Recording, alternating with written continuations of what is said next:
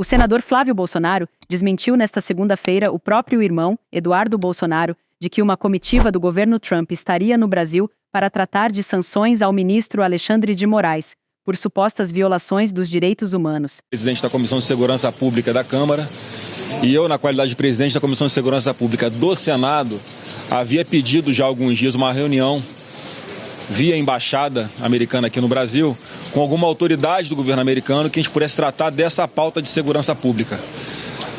Então o assunto aqui não tem nada a ver com sanções, com relação a quem quer que seja, como foi tratado por parte da imprensa. Essa reunião não foi para isso, já havia pedido essa reunião, e o que nós tratamos aqui é que eu pedi ao governador Cláudio Castro, do Rio de Janeiro, por intermédio da sua Secretaria de Segurança, um relatório de inteligência sobre a expansão dos grupos aqui brasileiros, em especial de tráfico de armas e drogas, mais especificamente o CV e o PCC, sobre as vinculações deles com organizações criminosas internacionais como o Hezbollah. A versão dada por Flávio sobre o motivo da visita americana corroboram com a nota divulgada pela própria Embaixada dos Estados Unidos no Brasil, como divulgou no último domingo o colunista Jamil Chad, do UOL. Segundo a nota, o enviado do governo participará de uma série de reuniões bilaterais sobre organizações criminosas transnacionais e discutirá os programas de sanções dos Estados Unidos voltados ao combate ao terrorismo e ao tráfico de drogas. Tanto a versão de Flávio, como a do governo americano, desmentem as especulações de Eduardo Bolsonaro, que disse recentemente que a autoridade americana viria ao Brasil para discutir sanções ao ministro Alexandre de Moraes, por supostamente censurar parlamentares e conduzir uma ditadura da toga no país. Meus amigos, acabei de ter uma notícia aqui que vou passar para vocês em primeira mão, tá? Essa semana agora vai estar em Brasília o coordenador para fins de sanções do State Department, que é o equivalente ao Ministério das Relações Exteriores no Brasil. Quando eu disse que a batata do Alexandre de Moraes estava esquentando aqui nos Estados Unidos, pode ter certeza que está esquentando de verdade. Aqui não tem tic-tac, não. Deus quiser, os violadores sistemáticos de direitos humanos, que inclusive levaram à morte do Clezão e fazem tantas outras atrocidades, vão ser punidos. E os Estados Unidos, Deus queira, vai retornar a ser o país que exporta democracia e liberdade, e não como o governo anterior, que exportava censura, ainda mais sob o título de combate à desinformação. Que Deus abençoe essa missão e que o Ocidente volte a ser um local onde se preservam as liberdades, onde você realmente tenha, né, os valores democráticos no coração e não sejam repúblicas de banana se curvando às novas táticas socialistas e de esquerda, que incluem, inclusive, a lawfare dentro dos tribunais. Deus abençoe o Brasil, Deus abençoe a América. Essa fala de Eduardo foi divulgada na última sexta-feira, dia 2 de maio. Entretanto, mesmo sendo desmentido pela Embaixada Americana, Eduardo Bolsonaro voltou a dizer que o propósito da viagem seriam conversas sobre sanções a Moraes, além de visitas ao ex-presidente Jair Bolsonaro. Segundo ele, os reais motivos da agenda norte-americana no Brasil não foram e nem serão divulgados por motivos estratégicos. Deputado, falamos ontem no 4x4 da patética reportagem do Jamil Chad, do UOL. O Jamil Chad lá na Europa, nem lembro mais onde é que ele mora, se baseando numa notinha da enviesada Embaixada dos Estados Unidos em Brasília. E hoje temos a CNN já dizendo, olha, não, fontes seguras do governo dos Estados Unidos dizem que a prioridade 1 é conversar com o ex-presidente Jair Bolsonaro e que sim, serão discutidas sanções a Alexandre de Moraes e não só a ele. Quais são as informações que o senhor pode nos passar? Isso está correto, Lacombe. A gente sempre tem a precaução de nunca transmitir tudo, porque por vezes isso pode alertar os nossos inimigos a ter uma estratégia defensiva mais apurada. No entanto, está correto, tá? Essa informação da prioridade de encontrar com o presidente Bolsonaro. E isso tudo ocorre porque ontem eu estava no programa 4x4, né, com vocês. Antes eu falei com a Folha de São Paulo e antes eu falei com outro órgão de imprensa também. Então o que Jamil Chad, o que ele faz? Ele, sabendo que a população não estava ciente ainda da questão de crime organizado, segurança pública, ele puxa essa pauta para dizer que, olha, eles estão indo para resolver essa pauta daqui, de segurança pública né, de colocar o PCC, o Comando Vermelho, como organizações criminosas, o que é uma verdade, só que aí entra a meia-verdade dele. Aí ele tenta me diminuir, porque ele acha que eu estou tendo muito resultado nesse trabalho aqui nos Estados Unidos. Na mesma entrevista dada na tarde desta segunda-feira, Eduardo também fez ataques à embaixada americana, que divulgou a nota de esclarecimento, como também ao colunista que a publicou. Fiz questão de lembrar o seguinte, né, que a fonte que ele diz que informou isso a ele é a embaixada americana, que vai ter gente boa lá, com certeza.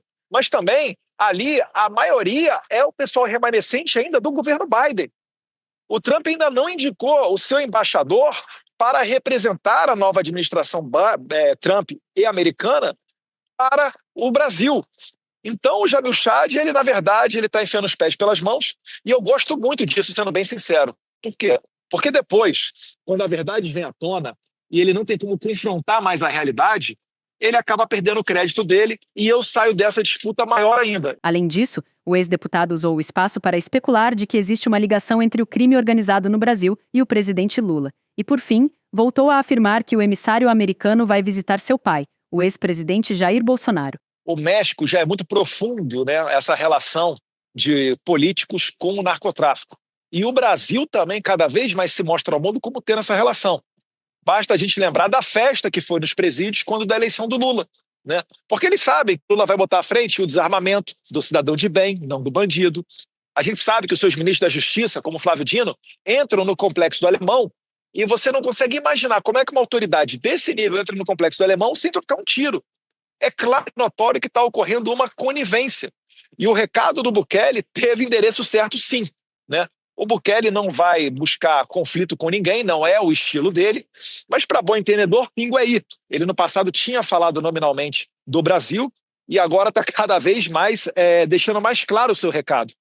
E se o Brasil quiser virar essa página, tem que botar alguém diferente do Lula no poder. Porque o Lula e Comando Vermelho, Lula e PCC, eles são alinhados.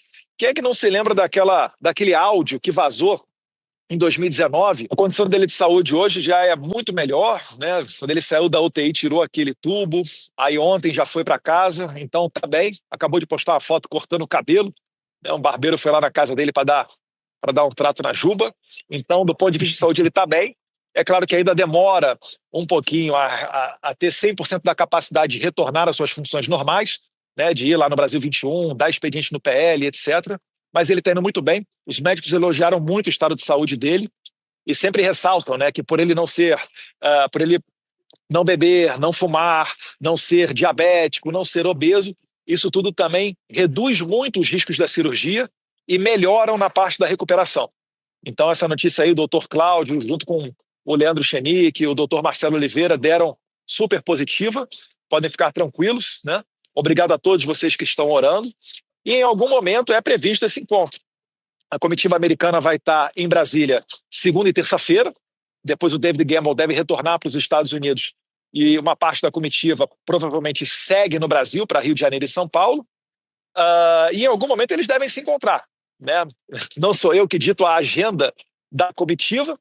Eu faço algumas sugestões com pessoas que nós conhecemos lá dentro, mas em algum momento isso aí deve ocorrer. Eu acho que ainda hoje, se não mais tardar amanhã. Desde que se licenciou do cargo de deputado federal, em março deste ano, alegando motivos de saúde, Eduardo Bolsonaro vem anunciando publicamente que articula uma intervenção americana no Brasil para frear uma suposta violação dos direitos humanos por parte do Supremo Tribunal Federal. À época em que solicitou a licença, o ex-deputado federal se tornou alvo de duras críticas de parlamentares do governo que questionam a legitimidade do pedido de Eduardo e o acusam de estar cometendo crime de lesa pátria. Parece óbvio que qualquer pessoa, e isso inclui deputado, deputada, senadores, senadoras e parlamentares, qualquer pessoa que comete crime, que defende quadrilha, não pode ter passaporte para sair do país e não pode continuar cometendo crimes continuados. É o caso de Eduardo Bolsonaro.